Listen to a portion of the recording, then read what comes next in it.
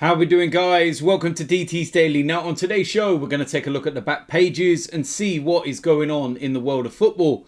And the last piece of news involves Arsenal because reports are suggesting they may make a summer move for James Maddison. I represent my fucking self. How we doing, guys? Welcome to DT's Daily. That's right.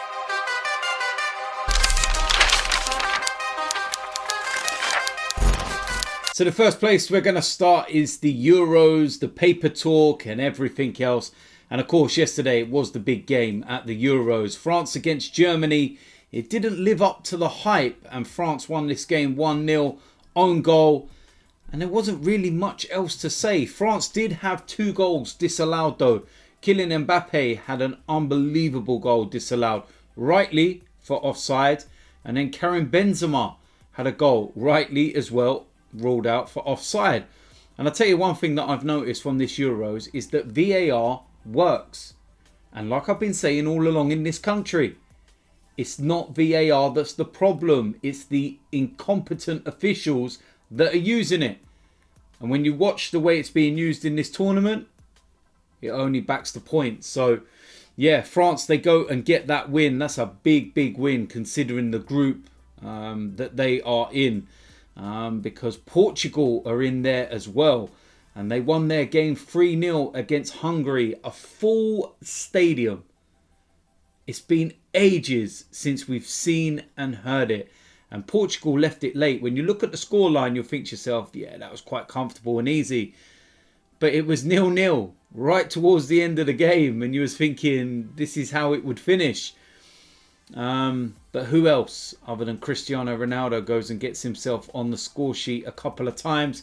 And the first goal that he scored from the penalty spot means he's now scored more goals than anybody in the European Championships. That was his 10th. Staggering. Just breaking records left, right and centre. Continuing and continuing and continuing. Mad. I think they should be testing him and seeing if he's actually human. Staggering. Unbelievable player. But yeah, that's a big win for Portugal. Now going to the paper talk. The Daily Telegraph. Raheem Sterling will hold talks over his Manchester City future after the European Championships and is not interested in the prospect of being used as a bargaining tool. So yeah, a lot of talk about Raheem Sterling. Could he be on his way out of Manchester City? One of the names that's being mentioned is Arsenal. Can't see that happening at all. Gareth Southgate has given his England players the green light to use the long ball during the European Championships, despite an on-pitch argument over it between Jordan Pickford and John Stones during the victory over Croatia. Yeah, John Stones predominantly comes from a side that like to play the ball out from the back and keep it on the floor. So yeah, they're going to have to sort that one out. The Daily Express, Liverpool sporting director Michael Edwards is keen on a move for Brighton and Hove Albion playmaker Pascal Gross, according to reports. Tottenham have joined Liverpool in the race to sign Roma playmaker Lorenzo Pellegrini this summer. Daily Mail, UEFA have reminded their television directors to cut away from potentially serious injuries after Christian Eriksen's cardiac arrest amid dispute claims that the Danes were told they may have to forfeit the match. What more do you want me to say? Lazio manager Maurizio Sarri is reportedly looking to sign Chelsea goalkeeper Kepa on a 1-year loan. That would be a strange one because you remember the fallout that they had in the final when he went to take him off and Kepa refused. Yeah, no respect at all for your manager refusing to actually be substituted.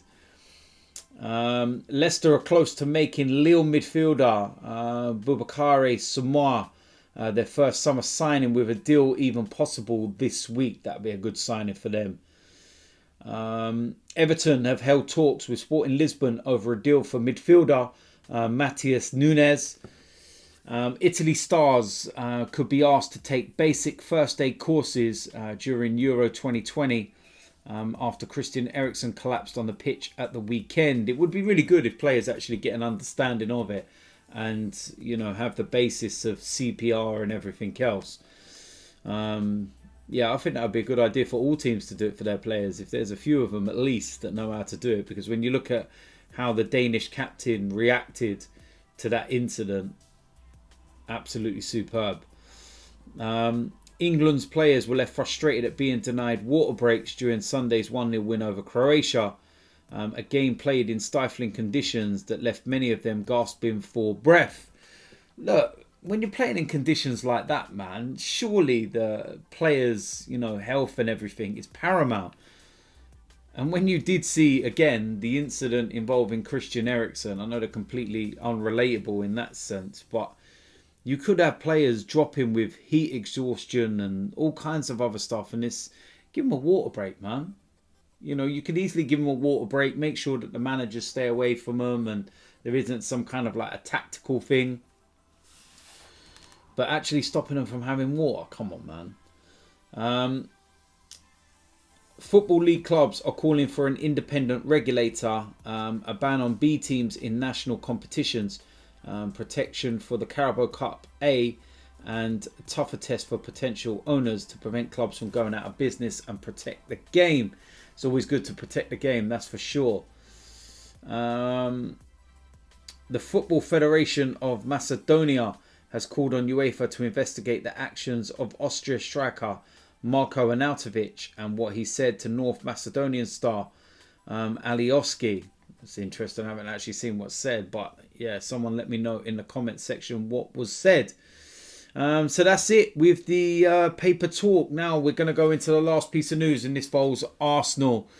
And it's a new day and another name that's being mentioned. And the reports are suggesting that Arsenal are looking to bring in James Maddison this summer.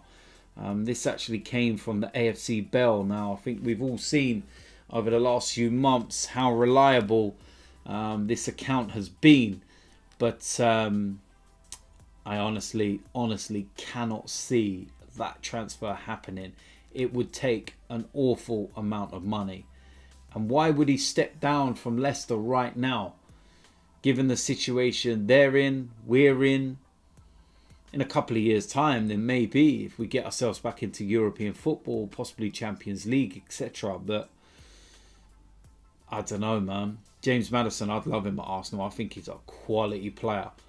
But can I see this kind of transfer happening? No, I can't.